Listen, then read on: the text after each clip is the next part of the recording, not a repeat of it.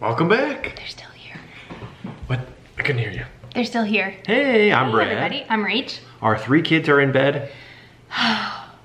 What are we talking about? It was a long weekend. I'm tired. I'm like tired still from the weekend.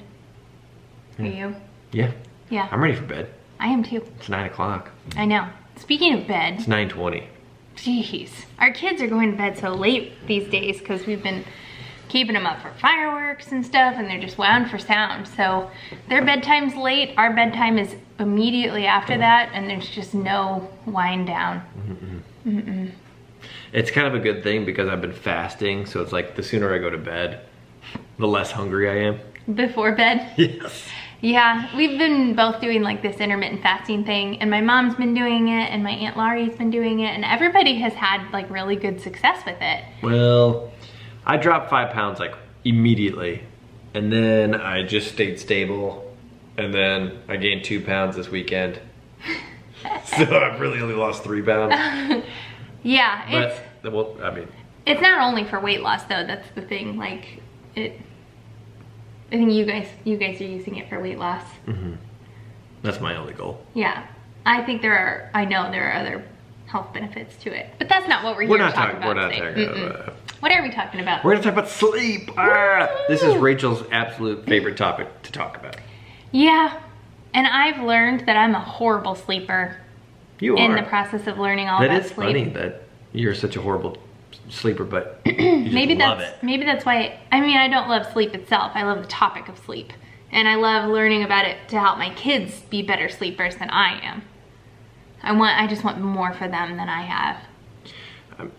I don't think we need to tell you how important sleep is. No. Not even for kids, but for adults as well.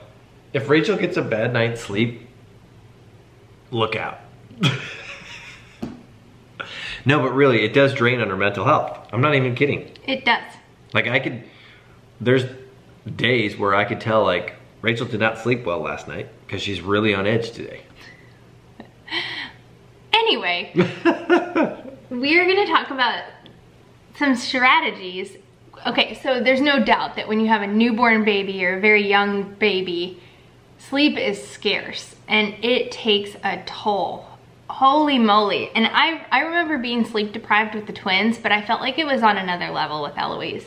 Like maybe because I was older, maybe because they say it takes years for you to recover from severe sleep deprivation.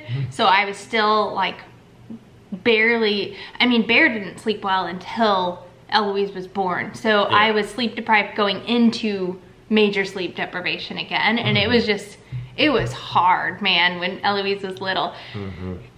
So we're gonna talk about some strategies that we had, they're different for when we had twins and when we had Eloise, how we both got a decent night's sleep in those early days where it does not come easily. Because we had 8 hours by 8 weeks. Like I remember that vlog. Yep, I had a Fitbit that I wore every night and I was registering 8 hours of sleep by the time the twins were 8 weeks old. Which is really awesome. And the Fitbit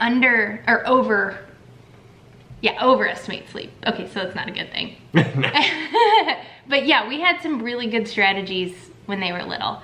And we're gonna talk to you about some of those, both when you're breastfeeding, and if you are not breastfeeding, it's obviously much easier to get a good night's sleep. But I think the hard fast rule is you need to take shifts so that each person is getting a chunk of sleep. Chunks are very important. Right. Total sleep is so much less important than a solid stretch of sleep. 6 hours, 2 hours at a time feels way worse than 4 hours together. You know what I mean? Totally. So that's like my #1 piece of advice is try to figure out a way to do that for your partner in parenting. What would you say did we try some that didn't work? Yes. We tried several that didn't work. Like what was the least?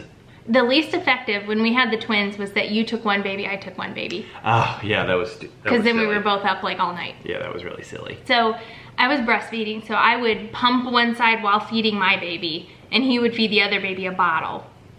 But that just meant like newborns are up about every hour and a half to 2 hours all night. So we were both just up every hour and a half to 2 hours. And like when they're that young, you're just like constantly watching them, making sure they're still breathing. Yes, so you're not sleeping well. Exactly. So yeah, that was a silly.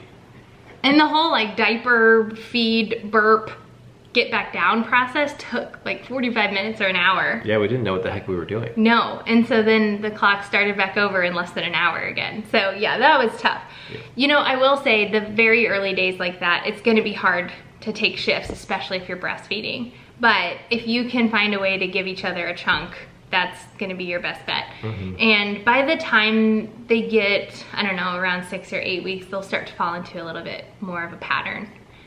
Yes. And that's when we started, they were down at that point to about 2 feedings a night, sometimes 3. Actually, no, they were still at 3 feedings a night. Yeah, they were 3. And what we did was, we would put them down for the night at 8 or 9 o'clock or whatever. I would go to bed immediately. And Brad would take the first shift until 2 a.m. And that required 1 feeding during that time. And it wasn't until almost 2 a.m. that feeding came. Right. So, but you would a lot of times go to sleep then too. Yeah, most of the time I would go to sleep and then just wake up when they needed to feed. Yep, and I would hopefully, I mean, it's so hard when you're a mom because you wake up for everything. If you're doing the shift thing, wear white noise in your headphones. Yeah, Rachel she still uses headphones at night when she sleeps. And I still can hear through that. And I can't, I sleep through it. Men. I'm a great sleeper. Oh. I attribute it to the military. I think they trained me. You're a wonderful sleeper. It's incredible how fast he falls asleep at night. It's seriously like and how hard I sleep. Less than 10 seconds. That's great. Yeah, that would be so wonderful. It takes me like a full hour and I have to be listening to an audiobook and I take a sleep aid. But anyway, so yeah, headphones is really key for Rachel. For the mom, yeah. So ideally, you as the mom go to bed when the baby goes to bed and then you get to sleep straight through that whole first feeding. And then you wake up at the second feeding, which is hopefully a couple hours after the first feeding, which puts you around 4 a.m. 4, yeah.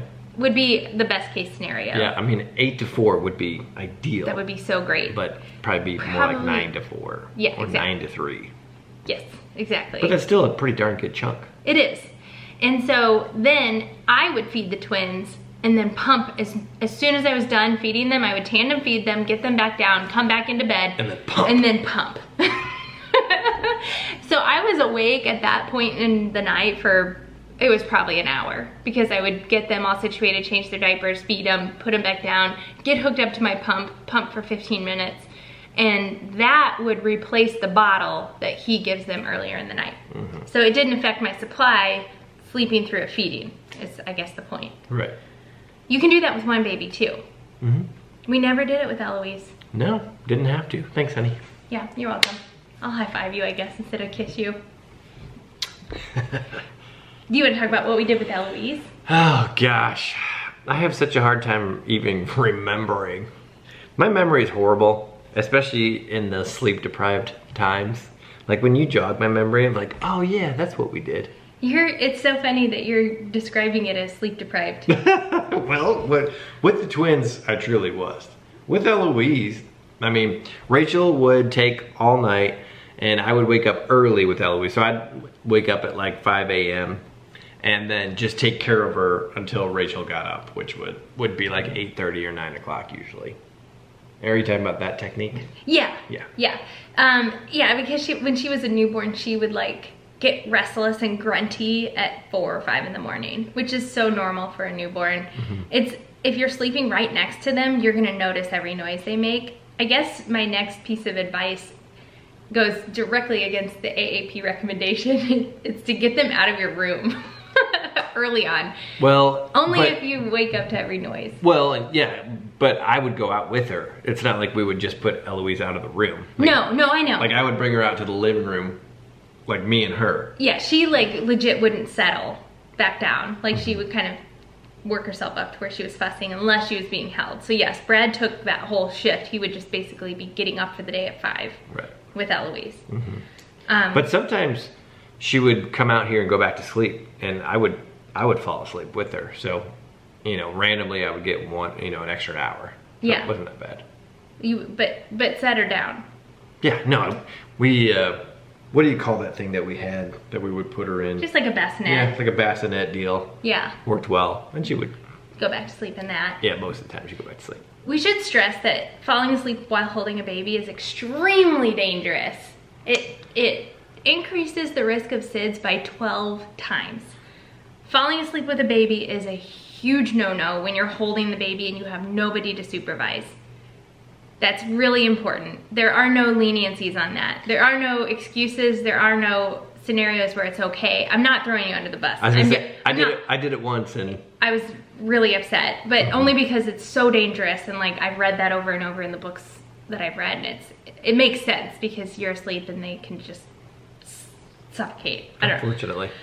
Very unfortunately. So the only reason I'm even saying this is because if you are tired enough that you are worried that's gonna happen, or if you're holding your baby and you're dozing off or whatever, you've got to find a way to get some other capable adult to take a shift so you can rest up, because it's just so dangerous. And if you're breastfeeding and you're falling asleep while you're breastfeeding, find a way to keep yourself awake. Like find a really interesting YouTube series, like Brad and Rach, the kids are in bed. Hey. Put us on, stick your headphones in and watch us while you feed your baby. Maybe our daily vlogs. Yeah, that might be a little more entertaining than this. So anyway, I just wanted, that is my piece of advice, I guess. So that's what I did. Like by the time we got to that 5 a.m. point, there was just no way, after me being up 2 hours every 2 hours all night, I had to let Brad take over at that point so I could get a chunk of sleep. And he was so gracious to do that. I can't imagine like if I didn't have a hands-on husband. It would be really, really difficult. I'm super lucky. Especially if you had to work, if you had to go to work. Oh, I can't imagine. So that is kind of our current strategy with Eloise. Like if we got past that newborn stage where it was every 2 hours and it stretched out to like 2 a.m. and 5 a.m. And now it is just 5 a.m. that she eats. And it's like I wake up and feed her, and then Brad takes her in the morning when she wakes up, and I sleep for an extra like half hour to just replace the half hour I was awake in the night feeding her. So yeah, she's a good sleeper now. It's great. It is great. It's wonderful. So that's another strategy, is that like the dad wakes up, takes her, and then lets the mom sleep in or take a nap later that day. I think like going back to the twins, I think the greatest piece of advice we got is like, if anybody offers help, take it. Yep. We didn't have any help at all with the night shift. Like Rachel's mom moved in with us, but she didn't take a single night shift ever. She helped around the house and cleaning and cooking, which was really wonderful that she took that off our plate. Awesome. But if anybody offers to take the night shift for you, take it. Take it. It is so hard though if you're breastfeeding, because like you can't just sleep through the night. That's true. You have to wake up to pump. You have to pump or feed a baby or whatever. So, I just thought of another strategy. If you are breastfeeding and you're trying to figure out a way your husband can help you, this is golden. Have your husband change the baby's diaper, get the baby all ready for you, bring the baby to you while you are laying in bed, and learn how to side nurse. And you can sleep while you're side laying and nursing the baby and have them oversee it. Yeah. You gotta stay awake. And I can totally understand why parents co-sleep. Yes. That's pretty good. I mean, if it's done correctly, that's a pretty good strategy for getting more sleep. For sure. But there is a very clear way of doing it safely, and then like, when do you make the transition to not co-sleep anymore? I know. That's tough. So maybe let us know. Yeah, if you've done that in the past. But yeah, I think the supervised sleeping while nursing, at least for like, so maybe you do as the female or the breastfeeder, you do the first half of the night on your own. You wake up, get up, physically get up, and that's what I have to do. I have to sit in a chair and nurse, or else I'll fall asleep. Put the baby down. Then the second half of the night, you would get up, bring the baby to me, and watch while, that sounds creepy, and watch while she feeds. So, hope you can learn from those tips and take some of them and use them. Or, if you're a grandma, tell your kids. If you're pregnant, hopefully you can use some of those. Yep, we've tried them all, and there are definitely some that work better than others. And the best method is when nobody's falling asleep holding the baby. Amen, sister.